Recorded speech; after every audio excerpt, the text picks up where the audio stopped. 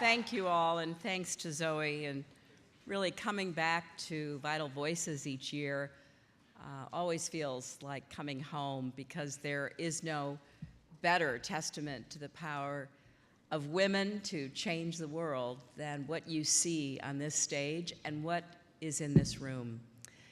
I want to thank Elise for her leadership and dedication.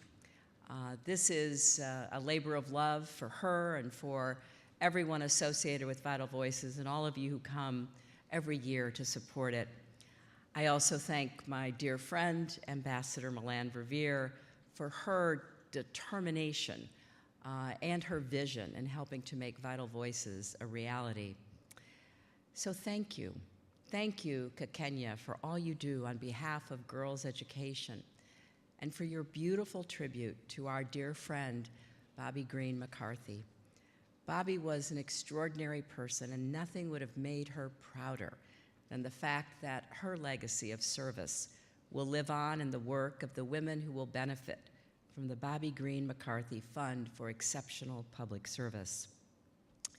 Earlier this evening, Elise mentioned the World Economic Forum report, which found that at the current pace, it will take 217 years to close the global gender gap.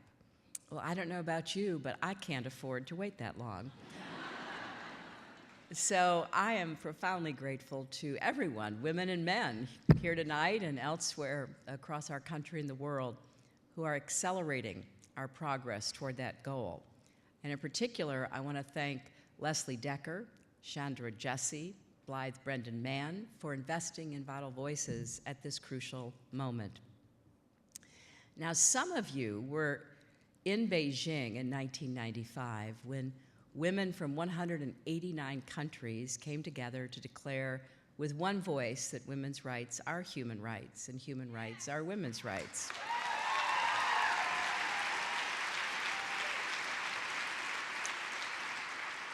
Well, those words were always meant to be, and they were more than a statement. They were a call to action. And in the 2 decades that followed, generations of women have answered the call and dedicated their lives to the great unfinished business of the 21st century, expanding the rights, opportunities, and full participation of women and girls.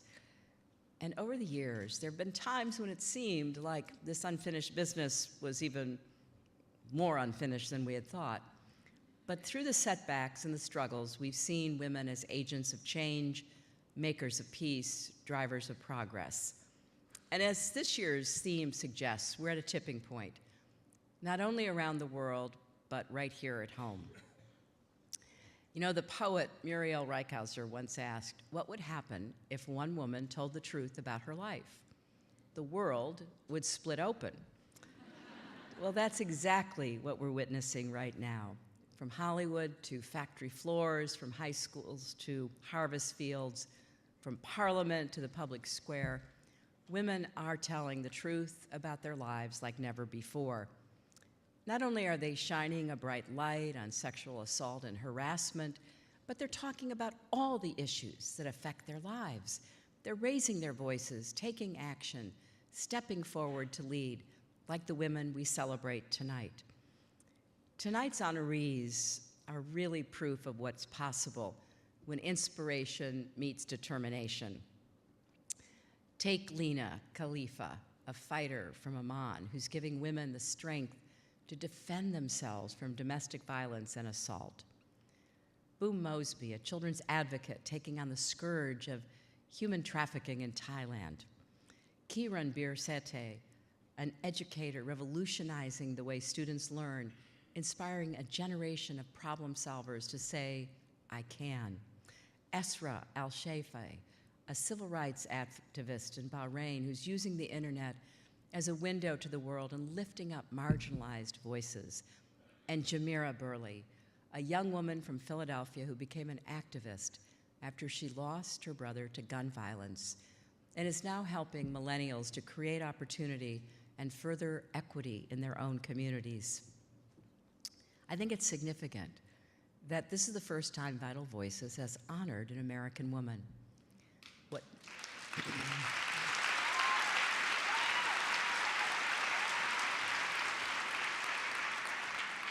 What began about 20 years ago as the Vital Voices Democracy Initiative was founded to ensure that democracies succeed, economies prosper, and peace agreements take hold.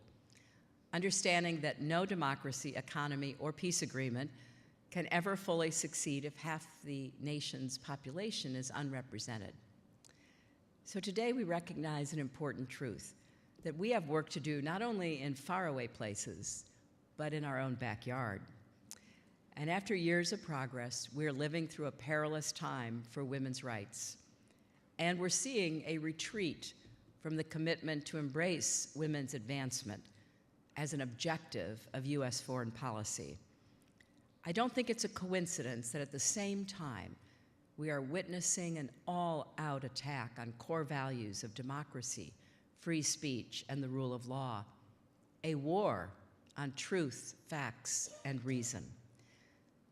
So women's voices have always been vital, but never more so than right now. And in this moment of tumult and uncertainty, women are proving to be a powerful force on the side of democracy. From the women who marched on every continent in January 2017, to the 35,000 plus women in our country who've raised their hands to say they're interested in running for office.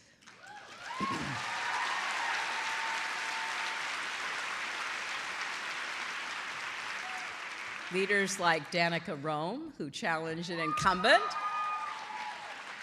She's here tonight, and she is the first transgender member of the Virginia House of Delegates, but she focused her election and her service on what makes a difference in people's lives. And earlier this month, young women and young men, some not even old enough to vote, organized the March for Our Lives, sending a resounding message that if politicians in office won't take on the NRA, they will.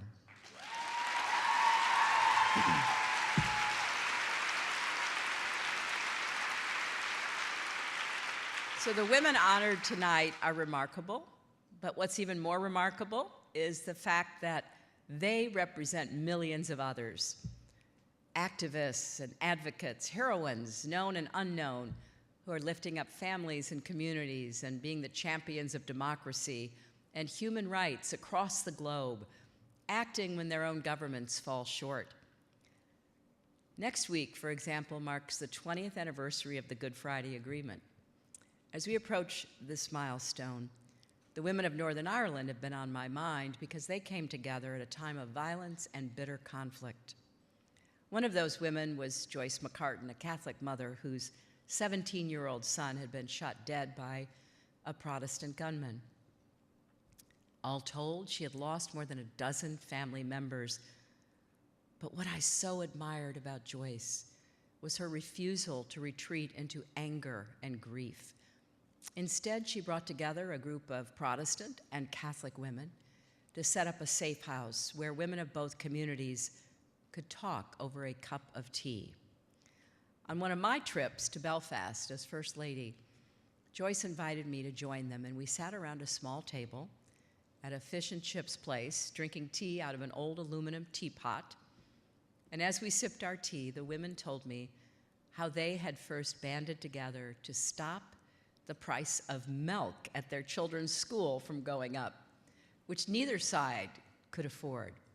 But then over the years, as they built relationships, they found they had more in common than that. They may have attended different churches on Sunday, but they all prayed to the same God when their husbands and sons went off to work or out for the night. They worried when their children left for school in the morning. And the deep-seated causes of the violence, the terrors of sectarianism and the heartbreak of poverty, the despair of unemployment touched all of their lives. These women came together.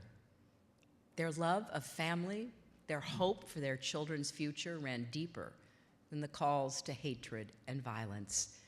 And those kitchen table conversations played a vital role in the peace process. And women came together to form a coalition to claim an official seat at the table. I mention that because it's important to remember the successes. They proved, as we've seen time and time again, that women's participation makes entire nations more peaceful, prosperous, and secure. I was honored to return to Belfast 20 years ago for one of the very first Vital Voices conferences, as women came together to chart a peaceful path forward for their people, their communities. So yes, there's work still to be done. It remains a constant task, but we have to do everything possible to make sure that human rights, equality, peace are absolutely central to any discussion about solving political impasses, whether it's in Northern Ireland or anywhere else. Now, in the world over, it's clear that if we are going from a turning point to a tipping point to create real and lasting change, we have to have every one of your vital voices. So let's take to heart the words of Dr. King. The time is always right to do what is right. Let's continue to tell the truth about our lives and the lives of women everywhere. And let's seize this moment when we are on the brink and recommit ourselves to finishing the great unfinished business of the 21st century. And with that, I would like to invite this evening's honorees to join me again here on the stage. Thank you all very much.